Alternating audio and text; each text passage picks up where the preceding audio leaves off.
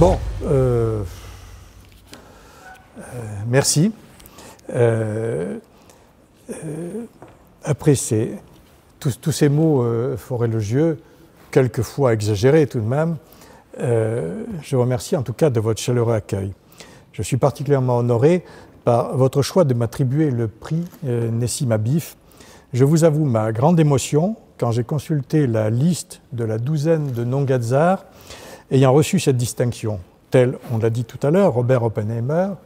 Henri de France, Sir Frank Whitehall ou Christian Cabrol, pour ne citer que les plus anciens. Je trouve significatif de l'excellent état d'esprit d'ouverture de votre maison que depuis 1962, ce prix, saluant les mérites de nombreux innovateurs formés par les arts et métiers, soit aussi ouvert régulièrement à d'autres scientifiques de toute formation, de toute spécialité et de toute nationalité. Dans cette heureuse et chaleureuse circonstance, c'est avec beaucoup de respect que je reviens 15 ans après dans cette grande école dont j'ai eu jadis et non-Gadzards l'honneur de vice-présider le conseil d'administration sous les présidences successives de Jean Lavigne puis de Jean-Claude Gendronneau et sous les directions générales de Guy Gautrin et de Marie Régnier, qui, il y a une heure encore, me disait qu'elle arrivait. Et puis malheureusement, le Premier ministre a changé d'avis concernant ses libertés. Génialement initié par le duc de La Rochefoucauld-Liancourt au siècle des Lumières, cette institution fut longtemps, avec le compagnonnage et le CNAM, le plus grand ascenseur social jamais construit en France. Il a apporté à notre pays des milliers de très grands acteurs de l'industrie, souvent issus de milieux très modestes, mais aussi et sans doute, plus que toutes nos autres grandes écoles, là je vais me faire quelques ennemis, parmi ces 100 000 diplômés, des milliers de créateurs et de dirigeants de PME innovantes, largement tournées vers l'international. Mais les Gadzards n'ont pas fait que cela pour la France. J'ai eu l'occasion d'analyser, dans un livre récent consacré à la formation professionnelle, combien notre pays devait aux nombreux Gadzards qui, en vrais descendants de La Rochefoucauld, ont bâti et animé, notamment de 1920 à 1990, au sein du système éducatif, le socle, tous niveaux confondus, de nos formations technologiques et professionnelles. Heureux temps où même le doyen de l'ensemble des inspections générales du ministère de l'Éducation, Lucien Géminard, était un Gadzard apprécié par toutes les spécialités, comme me l'a rappelé il y a peu Janine Feneuil. Janine Feneuil est une inspectrice générale honoraire de philosophie. Je le dis d'autant plus que je crois avoir pointé dans ce même livre l'erreur de trop de responsables politiques de ces 30 dernières années qui ont décidé de ne plus confier significativement les clés de l'enseignement technique à ces ingénieurs que les syndicats et l'administration du Mammouth trouvaient ensemble sans doute trop proches de l'entreprise. Ces derniers mois, l'éducation recommence à marcher dans le bon sens. Je souhaite à notre ministre actuel un suffisamment long mandat pour qu'il ait le temps, après l'attention portée à l'école élémentaire, au collège et au bac généraux, de s'occuper enfin en profondeur des formations technologiques et professionnelles par voie scolaire. Par les comparaisons internationales sur les taux de chômage, par l'errance ou le décrochage de temps de 18-25 ans passés par ces filières et, à l'heure des premiers signes de reprise économique, par l'incapacité de tant d'entreprises à trouver les jeunes collaborateurs dont elles ont un besoin absolu, chacun mesure les si malheureuses conséquences de cette mise à l'écart des Gadzards sur le non-emploi de tant de milliers de jeunes. Ce grave non-emploi découle, pour une forte part, du caractère inadapté, désormais, de trop de nos formations technologiques et professionnelles scolaires des niveaux allant du CAP au BTS DUT. Il découle aussi de la mise en place, en très singulière exception mondiale, je dis bien en très singulière exception mondiale, je sais bien qu'on a toujours raison, mais quelquefois on peut se tromper, d'un très étrange recrutement d'enseignants du technique qui ignorent tous désormais les métiers auxquels ils sont censés préparer les jeunes qui leur sont confiés. Il découle encore d'un grand errement des missions d'orientation dont on n'a pourtant jamais autant parlé. Mais pardon, poussé par la passion que je porte au sujet de formation, poussé sans doute aussi par le sentiment que j'ai eu de bénéficier d'un ascenseur social désormais en panne, alors qu'il m'a permis de passer du statut d'ouvrier OP1 à celui de normalien, je suis en train de changer de sujet alors que nous sommes là ce soir pour parler d'innovation. Rassurez-vous, je vais le faire. Pour cela, je scinderai mes propos en deux parties. Une partie pour prendre du recul et rendre hommage à ceux qui m'ont aidé de façon déterminante. Une autre partie, comme le veut l'exercice, pour parler d'innovation, et comme on me l'a demandé, pour parler d'innovation. Pour produire de l'innovation dans les secteurs industriels traditionnels, je crois que l'innovateur a besoin de deux environnements personnels. À partir d'une fine analyse d'un problème technologique non résolu, démarche initiale essentielle, l'un de ces deux environnements est la pluridisciplinarité scientifique, le goût pour mélanger plus vite et plus loin que d'autres les disciplines, c'est aussi la recherche de solutions en utilisant astucieusement les transferts de technologies, y compris en puisant dans l'histoire des sciences et des techniques, qui n'a d'ailleurs pas la place qu'elle devrait avoir dans notre enseignement. C'est encore éviter l'enfermement théorique par une approche systémique des problèmes et par un goût immodéré pour le concret. Ces familles de paramètres s'éduquent et se travaillent. La formation de nos jeunes ingénieurs doit jouer un rôle majeur dans leur développement. Le deuxième environnement nécessaire est plus aléatoire. Je l'appellerai la chance. La chance de trouver, à l'instant déterminant, le maître, le conseiller, le passeur d'idées qui va nous faire franchir, tout jeune, un palier ou parfois nous sortir de l'impasse dans laquelle une réflexion personnelle non aboutie a pu nous engager. Ces maîtres, ces conseillers, ces passeurs ne sont jamais si loin, mais encore faut-il, par un mélange d'intuition, de modestie de celui qui a encore tout à apprendre et de culot raisonné, avoir la chance de les identifier et surtout de créer l'opportunité de nouer avec eux un dialogue. Personnellement, gourmand de pluridisciplinarité et de recherche de solutions concrètes, sans doute dues à mon singulier début de formation, je sais que je dois beaucoup à mes maîtres. Très respectueusement, je vais vous citer ceux d'entre eux qui, pour beaucoup, ne peuvent plus être là ce soir. Sans ces personnalités, je n'aurais rien à faire ici au milieu de vous. Je vous remercie de me permettre de les associer à cette cérémonie tournée vers l'innovation. Ainsi, c'est le professeur Henri Poncin, ancien major de l'École normale supérieure de la rue d'Ulm, ancien benjamin des professeurs de sciences des universités parisiennes, créateur entre autres de l'ANSMAT Poitiers, mais aussi de bien d'autres structures tournées vers la recherche et l'innovation, qui me révéla en troisième cycle, en 1968, tout le monde n'arrachait pas des pavés ce jour-là, la vraie puissance de la physique et ses magistrales capacités à s'associer pour résoudre bien des problématiques industrielles à la chimie, à la mécanique, à la thermique, à la biologie ou encore à la géologie. Henri Poncin terminait sa carrière entouré d'une petite poignée de thésards et d'assistants passionnés auxquels il transmit aussi son goût permanent pour l'application des sciences à tous les domaines industriels. Parmi nous, dans cette poignée, Michel Combarnous, qui vient de nous quitter et qui plus tard prit 3 années de récréation, c'est comme ça qu'il les appelait, pour lancer la recherche dans les écoles d'arts et métiers, était déjà le plus brillant, bien au-delà des transferts de masse, de chaleur et de vie dans les milieux poreux, qui était sa passion de jeune chercheur. À la même époque, le laboratoire d'Haroun Tazieff éclaira le petit mécanicien que j'étais. Je savais, sans les justifier, les gestes pour tremper mon burin, mon outil. Il me permit une bien meilleure compréhension des états de la matière transformée par la chaleur et entre autres les singularités des eutectiques et le parti original qu'on pouvait en tirer. Sans cette compréhension, je n'aurais pu produire ma première innovation, tandis qu'il aurait manqué un pan important à mon doctorat d'État. Avec émotion, je veux saluer les militaires, qui malheureusement, plus aucun ne sont là, puisque il y a 50 ans, quand je travaillais avec eux, ils avaient tous 30 ans de plus que moi, pour qui j'ai très tôt travaillé, et à travers eux, et plus particulièrement, le colonel Bourrière, sans qui je n'aurais pas fait si tôt et dès 1969 mes premiers pas en pilote scientifique d'une PME, on ne parlait pas encore de start-up, d'une PMI innovante, qui plus est, PMI, travaillant avec le produit de ma recherche sur des sujets que l'on va dire délicats et le plus souvent secrets, même si Albert Spaggiari contribua un peu, 7 ans plus tard, à éclairer ces secrets d'une très singulière façon, mais que l'on ne se trompe pas. Mes mots d'aujourd'hui ne sont pas un hommage à l'emploi innovant, certes, mais si délictueux que Spaggiari fit de l'outil qu'il me déromba sur un chantier, comme tu l'as dit, sur un chantier militaire, pourtant bien gardé, pour forer en silence un long tunnel, puis ouvrir tant de coffres-forts comme les plus anciens d'entre vous s'en souviennent sans doute. J'en viens à Jean Lemaître, ingénieur des arts et métiers, directeur scientifique de l'ONERA, médaillé du CNRS. Il fut pour moi un patron de thèse non conformiste remarquable, car il accepta que ma thèse d'État, amorcée avec Henri Ponsin, comporte de larges parts de géologie, de thermique, de mécanique et de génie civil.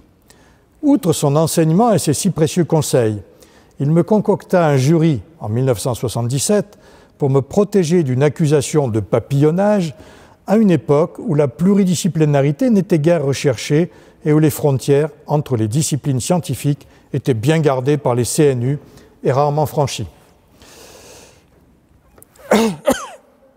A fortiori par les jeunes thésards. Ainsi, ce jury comptait la présence de 3 présidents des CNU des spécialités scientifiques concernées. Merci chaleureux à Jean Lemaître. En 1982, aux assises de la recherche voulues par le ministre Chevènement, jeune professeur d'université en génie civil, je lançai le concept de béton haute performance à partir de résultats d'études préliminaires personnelles qui, depuis 3 ans, donc depuis 1979, n'intéressaient personne dans le monde académique du génie civil. Témoin de ce lancement qui avait fait totalement flop, Jean-Claude Pariot, nouveau directeur général du laboratoire central des ponts et chaussées du ministère de l'Équipement, me recruta. Il venait de fusionner au LCPC le département matériaux et le département structure, qui étaient en non-dialogue et non-coopération revendiqués et parfois en guerre depuis 2 décennies. Il me proposa de prendre la direction du nouveau département ainsi créé, qui avait en charge les matériaux, les structures et la modélisation des actions pour les grands ouvrages, avec grande liberté en matière de recherche et de sérieuses perspectives d'embauche de thésards et de chercheurs si les avancées le justifiaient. Grâce à Jean-Claude Pariot et aux moyens qu'il me donnait, le concept béton haute performance n'allait pas rester une curiosité de laboratoire, qui n'intéressait d'ailleurs personne. La forte équipe de jeunes scientifiques que je rassemblais, amorcée par Paul Acker, dont la thèse de génie civil lui valut une médaille de l'Académie des sciences, François Delarare, Pierre Rossi et d'autres très brillants et aux origines très diversifiées allaient y travailler d'arrache-pied. Une autre chance fut ma rencontre en 1983 avec Pierre Richard, non pas celui du cinéma, mais le remarquable directeur scientifique et directeur général de Bouygues. Lui aussi m'avait vu souffrir aux assises de la recherche alors qu'il croyait à mes propos sur l'évolution du béton. Bientôt, Bouygues réalisa une première mondiale avec nos bétons sur le pont de l'île de Ré grâce à la complicité de mon ami Michel Virlegeux, concepteur de cet ouvrage, avant de concevoir ensuite, comme vous le savez tous, le pont de Normandie, le viaduc de Millau et tant de très grands ouvrages dans le monde, le dernier étant le dernier pont d'Istanbul. Mais revenons à Pierre Richard. Ce fut pour moi le début d'une très longue collaboration scientifique qui dura jusqu'au dernier jour de vie de cet infatigable innovateur. Le professeur Roger Lacroix, directeur général d'une très grande entreprise française de BTP, qui ne s'appelait pas encore Vinci, et mon excellent prédécesseur à la chaire de béton armé et béton précontraint de l'École nationale des ponts et chaussées, fut avec Jean-Claude Pariot et Pierre Richard l'un de mes 3 fidèles protecteurs dans 2 environnements académiques et professionnels si sceptiques à l'égard de mes propositions. Sa souriante fermeté, son autorité et son aura m'aidèrent à ouvrir bien des portes. Dans ces époques de la décennie 80, ces bétons étaient appelés « the French approach » avec beaucoup de dérision et de condescendance outre-Atlantique. Malgré les premières réalisations françaises, pour l'essentiel de Bouygues, on vient de le dire, et du très innovateur ministère de l'Équipement, viaduc de l'autoroute des Alpes et autres grands ponts, bientôt Arche de la Défense, tunnel sous la Manche et tant d'autres. Mais quelques années plus tard, George Lay, président délégué du puissant American Concrete Institute, l'ACI, fit beaucoup pour inverser cette tendance critique au sein de son association à laquelle adhéraient 80 000 ingénieurs et chercheurs dans le monde, allant même jusqu'à me demander, à contre-courant de ses pairs, de conduire une délégation française pour présenter nos résultats de recherche et nos réalisations à l'ACI aux États-Unis et au Canada. Cela se fit avec 6 collègues, dont bien sûr Pierre Richard, à l'occasion du lancement du livre High Performance Concrete, le premier et durant plusieurs années le seul sur le sujet en Amérique et en Europe. Je ne terminerai pas cet hommage de ceux à qui je dois tant sans citer Pierre-Gilles de Gennes, prix Nobel de physique, et Étienne Guyon. Étienne est là, merci, qui n'était pas encore directeur de l'École normale supérieure de la rue d'Ulm. Ils confortèrent par une physique sérieuse, notamment sur les empilements de grains et les phénomènes de dispersion et de flocculation, les premiers pas de notre approche intuitive de béton aux propriétés considérablement renforcées par l'emploi de 4 échelles de grains. Ils me firent beaucoup d'honneur en acceptant avec Paul Germain, le secrétaire perpétuel de l'Académie des sciences, de participer à certains jurys de soutenance de thèse de technologie, de génie civil, de mon équipe. Ces thésards ont tous fait de grandes carrières industrielles depuis. J'ai parfois un peu honte, un seul est devenu universitaire. Mais il est vrai, il est titulaire d'une grande chaire au MIT. Je ne peux oublier non plus le ministre de la Recherche, Hubert Curien, remarquable spécialiste de matériaux, ancien président du CNRS, puis simultanément président du CNES et de l'Agence spatiale européenne, au courant depuis le début, par ses fonctions, des travaux classés secret défense faits par ce gamin de 25 ans, il m'accorda, dès cette époque-là, discrètement, de précieux conseils, y compris encore, mais beaucoup plus tard, quand il était mon ministre et que je dirigeais l'École normale supérieure de Cachan. C'est d'ailleurs à l'initiative du président Gendronneau et devant les membres de votre conseil d'administration que, dans les salons de l'ENSAM, à quelques cloisons d'ici, en 2001, Hubert Curien, devenu président de l'Académie des sciences, me remit une décoration et enclencha, en complicité avec Serge Feneuil, un autre ancien président du CNRS, alors directeur scientifique du groupe Lafarge, mon élection à l'Académie des technologies quelques mois plus tard. En matière de chance, je souhaite à tous les jeunes de l'ENSAM que l'innovation passionne, beaucoup de rencontres déterminantes. Bien sûr, je les invite à oser et à ne jamais se mettre de barrières autres que courtoises pour les engager. Je les invite aussi à mesurer que l'envoi de mails, moyen de contact si puissant et si nécessaire aujourd'hui, ne peut être suffisant et ne peut remplacer le contact humain que permettent des conversations scientifiques directes, riches et pleines de rebondissements si formateurs. Bien sûr aussi, mais ce n'est qu'un avis personnel, je les invite à ne pas aller trop vite vers les métiers de manager de leurs entreprises au risque de passer à côté de tranches de carrière dans l'innovation particulièrement épanouissantes et pour lesquelles ils ont été formés. La seconde partie de mon propos, vous allez encore être pris quelques minutes, sera pour dire quelques mots de 2 innovations. La première, on l'a déjà senti, survint dès les premiers mois de ma thèse, dont le sujet semblait à beaucoup étrangement choisi. À la fin des années 60, j'étais marqué par la construction, dans toutes les banlieues de nos grandes villes, de ces grands immeubles en béton, tous réalisés par assemblage in situ de panneaux préfabriqués en des usines éloignées. Mon objectif était de trouver une méthode et un procédé de déconstruction par fusion permettant de redécouper, le jour de leur rejet par la société, sans bruit et sans autre nuisance, ces panneaux, toujours de qualité moyenne, pour les reconduire près des usines qui les avaient fabriqués afin de recycler les matériaux qui les constituaient, y compris le béton. Permettez-moi une parenthèse sur ce béton recyclé que j'appelais, il y a 45 ans, le bibéton, ce qui valut à mon thésard et à moi-même beaucoup de moqueries. Plus de 40 ans après, une centaine de thèses sérieuses sur le recyclage du béton se font aujourd'hui dans les meilleurs laboratoires du monde. Mais revenons au sujet principal, qui était le découpage. Le début de ma propre thèse a résulté d'échanges oraux riches avec les professeurs Henri Poncin, Haroun Tazieff et Pierre Thureau. Leurs propos me donnèrent toutes les bases scientifiques pour imaginer un procédé de découpage capable d'usiner par fusion tout type de matériaux bien au-delà du béton, en utilisant la chaleur d'oxydation des métaux sous jet d'oxygène, couplée à la recherche du voisinage des points eutectiques, voisinage atteint par addition de fondants bien choisis, permettant une fusion à basse température et donc faible consommation d'énergie pour découper sans bruit, ni vibration, ni poussière, n'importe quel matériau, aussi complexe soit-il. Derrière mon étude théorique, confortée par les résultats de 2 grands géologues nord-américains de l'entre-deux-guerres, Bowen et Scherrer, ma formation initiale d'ouvrier outilleur me permit de réaliser un procédé, de bricoler, je devrais plutôt dire, un procédé relativement simple d'emploi. Ce procédé resta très discret, car plutôt que sur les immeubles souvent moches mais encore jeunes de nos banlieues que j'avais en cible pour le futur, il fut immédiatement appliqué dans les installations nucléaires militaires des 3 pays alliés équipés de l'arme atomique, pour résoudre un problème que tous avaient en commun. Je pus aussi réaliser des opérations tout aussi secrètes à l'époque dans le nucléaire civil, notamment la simulation sur maquette géante du démantèlement de centrales nucléaires en 1973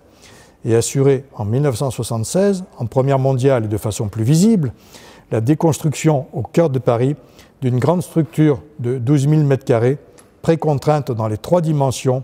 ou encore découper des blindages thermiques de la NASA, ou effectuer beaucoup d'autres singulières applications, telles par exemple le renforcement après violent séisme de la cathédrale de Mexico.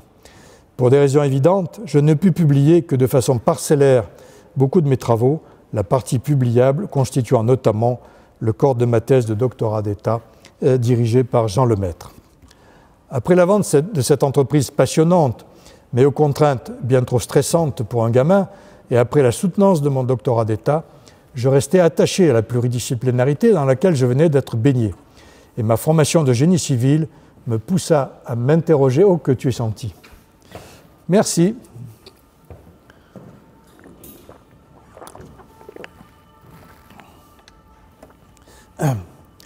Je disais, ma formation de génie civil me poussa à m'interroger sur le fait que le béton, inventé par les Romains, puis totalement oublié durant 16 siècles, malgré la traduction des livres de Vitruve par Dominique Perrault, l'architecte de Louis XIV,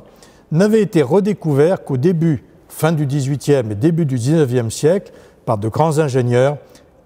et scientifiques, dont Vicat est le plus brillant représentant. Cependant, il me paraissait étrange que de 1850, période des premiers brevets, à 1975, année qui vit la production mondiale de béton dépasser 4 milliards de mètres cubes, tous les efforts d'innovation aient majoritairement porté sur la conception et le calcul des ouvrages, sur la modélisation du comportement mécanique du béton, sur l'amélioration des procédés d'exécution des chantiers, ou encore sur la redistribution intelligente des efforts, redistribution dont l'invention de la précontrainte par Eugène Freycinet en 1928 est mondialement le meilleur exemple. Par contre, le béton, tel une boîte noire figée, resta durant plus d'un siècle, sensiblement avec les mêmes compositions, certes plus scientifiquement justifiées et rendues moins aléatoires par les remarquables travaux d'Albert Cacot, de Ferré et d'autres, mais sensiblement même composition, conduisait donc aux mêmes caractéristiques mécaniques et physico-chimiques et donc encore aux mêmes défauts et aux mêmes limites. Or, il y a plus de 30 ans, la remarquable École française de physique, entraînée par Pierre-Gilles de Gennes, Yves Quéré, que je salue parmi nous ce soir, Étienne Guyon, qui est à côté, Georges Charpak et d'autres grands scientifiques trouvaient des résultats que d'autres secteurs industriels, plus vigilants peut-être que le BTP, utilisaient à leur profit.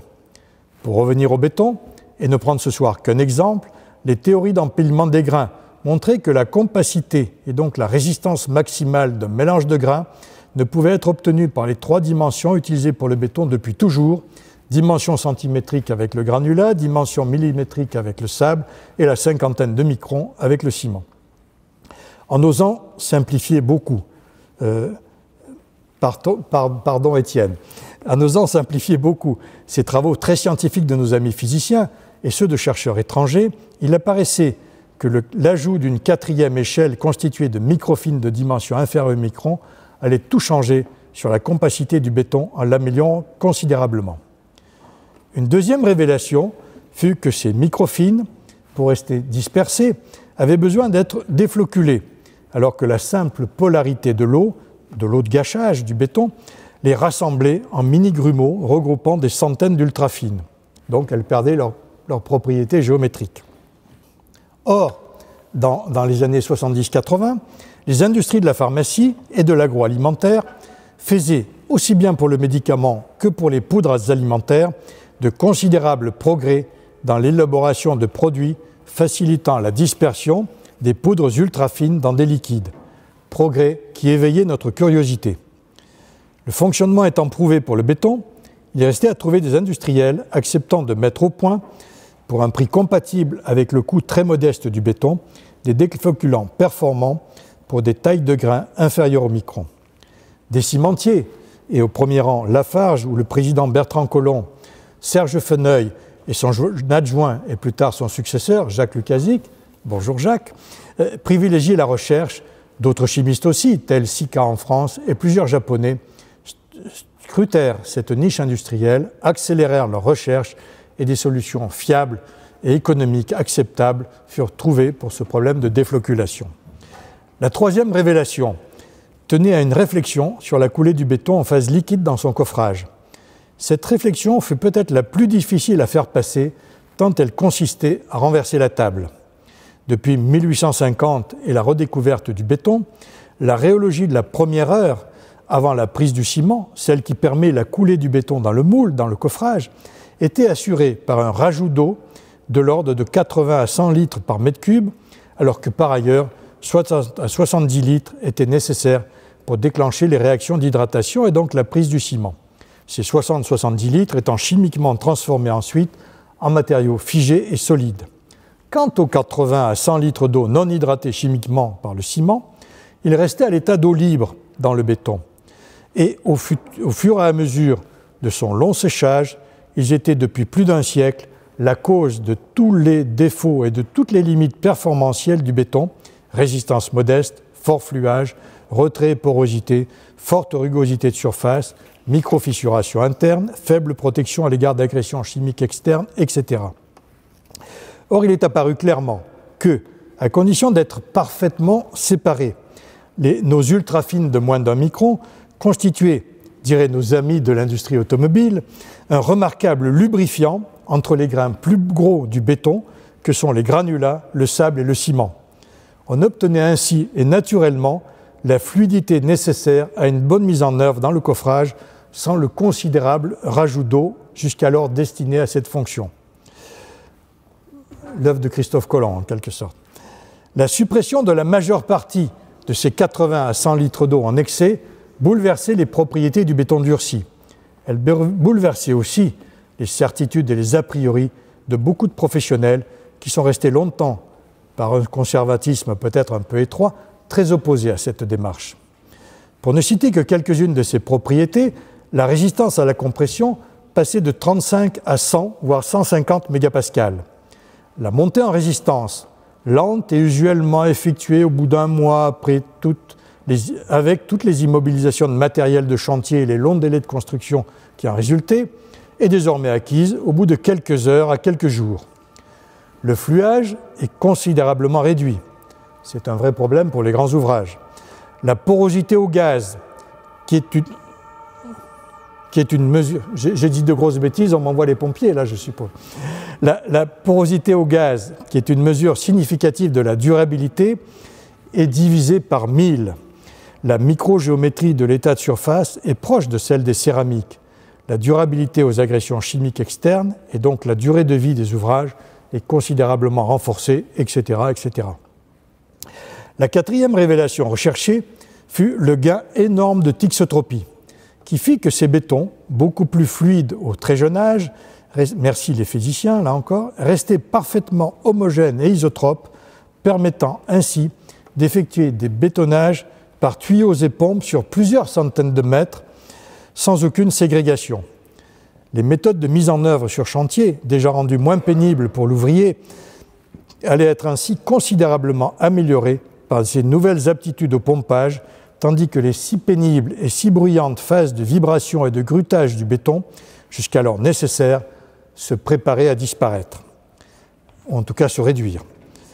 pour ce qui concerne le grutage. Ainsi allait bientôt naître, parmi les BHP, le béton que j'ai appelé en 1995 autoplaçant, le BAP, en constituant avec 30 entreprises et laboratoires de recherche un nouveau projet national sur ce sujet, alors que d'autres noms différents commençaient à fleurir en contribuant à rendre plus complexe encore pour les maîtres d'œuvre le démarrage de ces bétons extrêmement fluides. Revenons un instant en arrière. Très à l'écoute de ces travaux de recherche auxquels ils contribuaient au sein de notre groupe, Pierre Richard, dans la décennie 80, sut remarquablement, et le premier au monde, valoriser l'ensemble de ses propriétés par une approche systémique de la conception. S'il était encore là, il faudrait qu'il soit à côté de moi aujourd'hui et que nous recevions ensemble le prix. En réalisant une dizaine de très grands ouvrages de référence de toute nature, grands ponts, arches de la Défense, tunnels sous la Manche, ouvrages industriels et même l'immense, qui est toujours un record du monde de capacité, l'immense barge pétrolière Encosa, toujours en service aujourd'hui. Outre la validation de nos recherches, ces très grands ouvrages contribuèrent à amorcer le développement de ces bétons que j'avais tenu à appeler dès 1979 à haute performance, terme qui 10 ans après a été enfin mondialement adopté en High Performance Concrete, qui fait aussi le titre de mon livre, le premier sur le sujet, publié aux États-Unis et en Europe. Je voudrais saluer l'exceptionnel comportement en France, parce que ce n'est pas toujours le cas, mais là je tiens à le dire et à les féliciter. Je voudrais saluer donc l'exceptionnel comportement en France de l'administration et notamment des directeurs des routes du ministère de l'Équipement et de tous ses collaborateurs qui, très au fait de nos recherches au LCPC et dans les 2 projets nationaux que j'y dirigeais, surent ouvrir la possibilité d'ouvrages expérimentaux permettant de tester et de valider en dimension réelle nos innovations et ainsi convaincre de la meilleure façon les maîtres d'ouvrage français et aussi ceux de nombreux pays. Pourquoi la France ne fait-elle plus ou si peu, depuis 10 ans, d'ouvrages expérimentaux est pour moi une vraie question. Quel gros handicap pour la recherche industrielle et l'innovation et aussi pour notre compétitivité au plan international dans le secteur de la construction. Mais revenons au sujet. La conséquence la plus importante de ces recherches est que nous n'avions plus un seul béton. En jouant sur de nombreux paramètres de composition, nous avons désormais, et comme pour les métaux, la possibilité d'avoir des bétons très pluriels, tous très différents, et donc adaptables aux conditions spécifiques du projet de construction, selon que l'on souhaite privilégier la haute résistance, ou l'aptitude au pompage, ou la réduction du fluage, ou l'acquisition très rapide de la résistance, ou l'absence de porosité, ou la résistance aux agressions chimiques externes de certains environnements, ou la qualité de l'état de surface, ou plusieurs de ses propriétés à la fois. Une nouvelle ingénierie de ce matériau venait de naître. En vieux sage, j'observe aujourd'hui, au plan international, que certains s'en servent beaucoup plus complètement que d'autres, en formation comme en entreprise, souvent en bousculant des hiérarchies entre ces entreprises, mais aussi, cela est une autre histoire. Au plan humain et au plan personnel, si je fus artisan sans réelle équipe autre que mes prestigieux conseillers cités pour mon innovation relative aux procédés thermiques de découpage et de forage, solitude que je croyais, sans doute à tort, nécessaire de conforter à cause de la nature particulière et secrète des premières applications très militaires, il n'en fut pas de même pour le BHP. Sur ce second sujet, les protections de Jean-Claude Pariot, de Roger Lacroix, de Pierre Richard et d'Hubert Curien me permirent très vite de piloter d'abord une équipe de brillants jeunes chercheurs au LCPC et plus encore de monter et diriger 2 projets nationaux pluriannuels cofinancés durant plus de 10 ans par les ministères de la Recherche, ministère de l'Équipement, par les entreprises partenaires et par la Fédération des Travaux Publics, dont je tiens à saluer ici le remarquable président d'alors, le professeur Daniel Tardy, qui est là. Merci d'être avec nous. Ces projets, copiés sur les Gréco du CNRS, mais très ouverts aux entreprises et aussi à certains excellents laboratoires étrangers, tels ceux de l'EPFL de Lausanne ou des universités canadiennes de Laval et de Sherbrooke ou de l'université de Liège, ont très vite rassemblé des chercheurs d'une vingtaine de laboratoires, dont en France beaucoup du CNRS, et autant de directions scientifiques d'entreprises, des secteurs de la construction et des matériaux, dont plusieurs, quelquefois éloignés de la construction d'ailleurs pour les matériaux, dont plusieurs leaders mondiaux. Ils ont aussi permis la construction et l'instrumentation in situ d'une dizaine d'ouvrages expérimentaux de taille réelle permettant de valider complètement les résultats de la recherche et d'amender les nouveaux règlements internationaux de construction des ouvrages. En peu d'années, nos bricolages initiaux s'étaient transformés en équipes industrielles et scientifiques efficaces, soudées, très pluridisciplinaires, regroupant plus de 100 chercheurs et presque autant d'ingénieurs des meilleures entreprises et bureaux d'études et de nombreux thésards. En fait, c'est à eux tous qu'il faudrait remettre le prix. Mais il est resté une étape à franchir dont, pour des raisons de santé, m'enlevant plusieurs années de présence sur les champs d'action, je ne parcourus de façon active que les premiers hectomètres. Parlons-en cependant. En effet, en 1988, nous avions des bétons que certains trouvaient révolutionnaires et pourtant ces BHP avaient gardé la dichotomie initiale du béton, à savoir, comme pour la pierre, une très bonne résistance en compression et une absence de résistance aux efforts de traction, ce qui rendait, depuis le premier brevet déposé en 1848, l'obligation de placer, avant la coulée du béton, des armatures métalliques dans toutes les parties tendues de l'élément construit ou d'adopter, toujours comme pour la pierre, des formes ou des dispositifs minimisant ces contraintes de traction, telles des arcs ou de la précontrainte par exemple. Un examen plus approfondi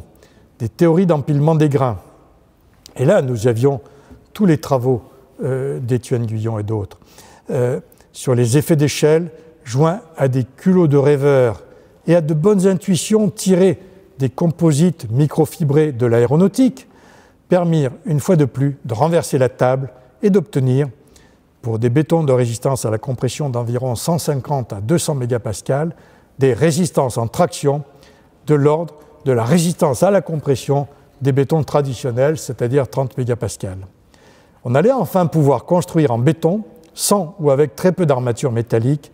et, à cause de l'accroissement de résistance en compression, mieux valoriser la précontrainte. De cette dernière famille de béton, je terminerai par un regret très personnel. Devenu directeur de l'École normale supérieure de Cachan, ce n'est pas ça que je regrette. Et poursuivant mes recherches, j'avais étudié avec Pierre Richard en 1989-90, pour assurer la sécurité à l'entrée de l'école, une passerelle piétonne de 80 mètres de portée, réalisée avec ce super béton et une précontrainte extérieure. L'épaisseur moyenne du tablier de 80 mètres était de 3 cm.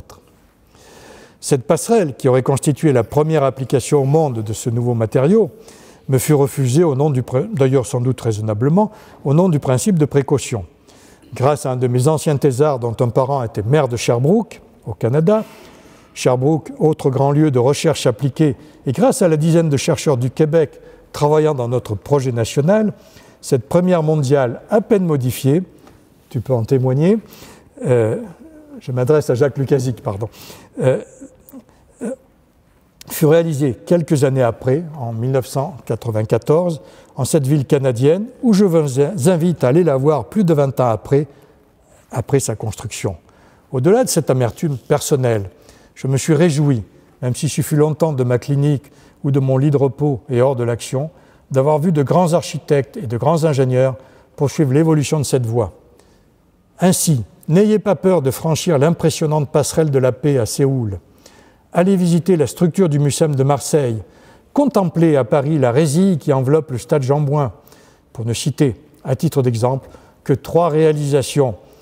de Rudy et Romain Ricciotti, faites avec cette nouvelle deuxième famille de superbéton,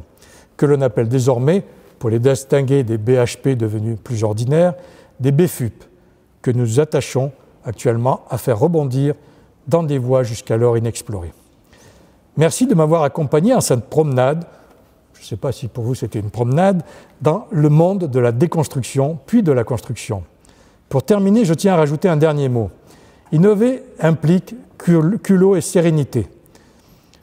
J'ignore la cause du culot, mais je sais que j'ai toujours dû ma sérénité depuis 52 ans,